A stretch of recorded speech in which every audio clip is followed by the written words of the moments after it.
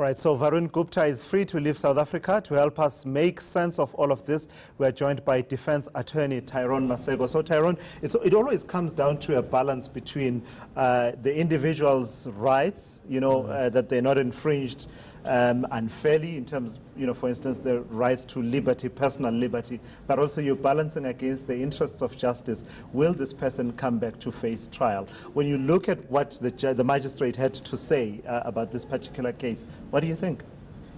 I think it was a good decision. If you consider that, I think for me what stood out the most is the fact that he's the only accused who actually appears in this matter. The others have not appeared in the matter. And it appears, furthermore, that actually the case against him may actually be weak. I mean, the state seems to have made a number of concessions which favor him. And so when you're dealing with a situation where the accused, seemingly on the face of it, is unlikely, I say that reluctantly, but it's unlikely to be convicted of the charges, why then should you continue to limit their liberties? So it seems fair to me. Yes, there's always a risk that he may not come back to the country. Well, the reality of it, there's also a chance that he may come back. No one can never know. So one cannot cast an eye into the future and know for a fact what's going to happen. And that's why we talk about the balancing of competing interests. Yeah, in fact, the judge was, particularly harsh, sort of harsh against, the state itself, and saying things like, it seems that the case against the applicant, without him being directly linked to Oak Bay investment, has weakened dramatically. The question could be asked rather, if the initial link was based on his perceived link to Oak Bay, Pty Ltd, is there anything for him to answer but his surname? How important is it, Tyrone, for the prosecution to get their ducks in a row when they're trying to oppose an application such as this one? Because this was really about relaxing the bail conditions. Bail had already been granted just to allow him to travel. Yeah, and that's where it gets interesting, because before the matter could even get to court, for the court to be the arbiter on the issue, it seems to me that the prosecution actually sat with an option. So the investigating officer could be requested or petitioned to make a decision to say, well, I want to travel overseas, I need to attend whatever it is that is attending. Will you release my passport?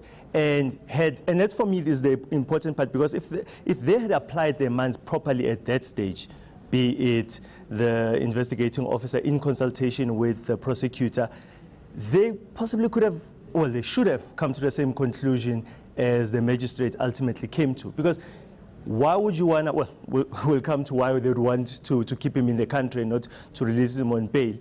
But they also have to consider the facts, not only their case, but to consider the interests of the accused in this matter. They know all the facts which are going to be presented in court, the fact that the case has changed substantially, as you've just alluded to, with Oak Bay Resources and Investments. They're aware of that.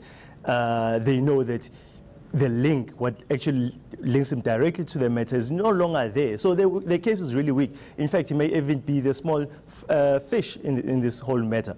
And so what is the risk then if he does not return to South Africa? Well, it may be embarrassing to the state. So they may very well say, well, let's leave it to the magistrate to make that decision. But that is copying out.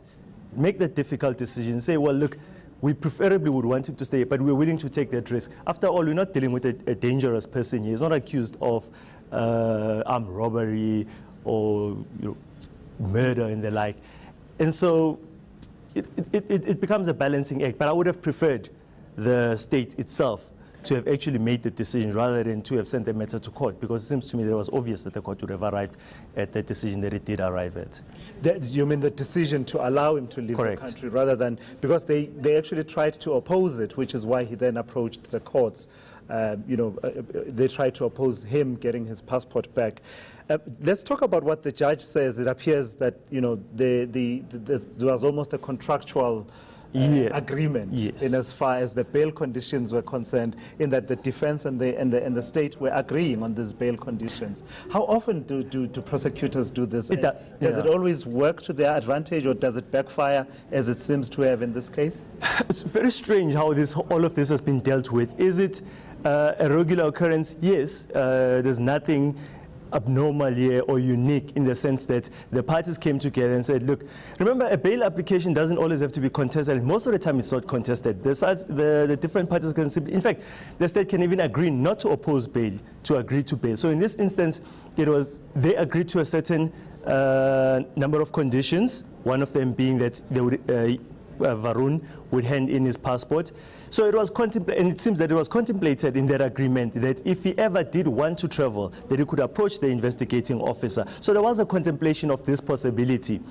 The crux then, as we've just discussed, is that, well, when Varun then invoked that provision in the agreement, as it were, what factors then did the investigating officer then consider? We'll never know. I'm not sure exactly how they applied them. And the only thing I can think of is that they fear that, look, in this matter, we've already got fugitives from justice. Now we've got a party that's actually appeared in court, and we don't want to be, later on, assume he doesn't come back to the country and he absconds. How then will you explain this to the public to say, well, actually, the investigating officer is the one who granted him the right to travel? It would have been embarrassing to them. And that's why I say they probably copped out, in the sense that out of that fear, they said, well, let's oppose it, let the court make a decision. If the court decides to release him and he doesn't return, well, then it's not the state's fault. Yeah, so in a way they were kicking it, correct, kicking it towards the direction of the magistrate in this particular case. So he's out on 200,000 rand bail. A lot of the times when we have these high-profile cases, South Africans learn a lot about criminal law. Yeah. Does it signal anything that the amount that is involved, 200,000 rand, may be nothing if your surname is Gupta, but it is a substantial amount of money. Do we read anything, and also how much does it reveal, this process around bail, in terms of the strength of the state's case? The amount of bail is always that is set for a particular accused is always an interesting dynamic for me, because it's one of those areas where there's absolutely, and there cannot be any precedent in law. I mean, you can have two accused on exactly the same charges for committing exactly the same crime and being given bail of completely different amounts and conditions. And the reason really is one of, well, what is the risk that we have to ameliorate here? That's one. And two, if you're making R1 million a month, Thulasizwe, and I'm only making 10,000 rand, 200,000 rand may be nothing to you, but it's a substantial amount of money to me. Now, the point is that when you're dealing with bail, if you are going to set bail, we've got a principle that says it is pointless to set a bail amount which is so high that the accused cannot afford it, because that is tantamount to actually refusing to give them bail. And so the magistrate or the judge always has to consider it. And so in this context, I suppose they would have weighed that up. What is a significant amount that it would be an incentive for him to not abscond, but at the same time without effectively denying him bail.